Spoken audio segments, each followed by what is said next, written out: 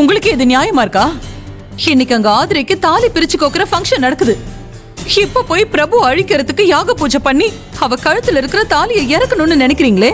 உங்களுக்கு உங்க பொண்ணுக்கும் கொஞ்சமாவது மனசாட்சி இருக்கா? சரிதான், நிறுத்துறி. நான் நல்லா இருக்கணும், நம்ம தொழில் நல்லபடியா நடக்கணும்னு நினைக்காம என் எதிரி அழிஞ்சிருவானோ ஒழிஞ்சிருவானோன்னு கவலைப்பட்டு இருக்கியா? உனக்கு என்ன விட அவன் முக்கியமா போயிட்டானா? ஆமாங்க, அவன் தான் முக்கியம். புருஷனா புள்ளையான்னு ஒரு கேள்வி வந்தா எந்த பொம்பளையும் புள்ளதான் முக்கியம்னு சொல்லுவா. யாரும் புருஷ முக்கியம்னு சொல்ல மாட்டாங்க. அந்த ஒன்றையான பையன் உனக்கு புள்ளையாடி? உன் வயித்துல பிறந்தானா? நீ பத்தி அவன? நான் பெக்கல, என் வயித்துல அவனை நான் சுமக்கல.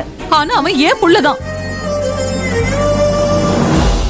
எங்க அக்கா அல்பாயுஸ்ல சாகுறப்ப அவளுக்கு இருந்த ஒரே ஒரு நிம்மதி என்னவா இருந்திருக்கும்?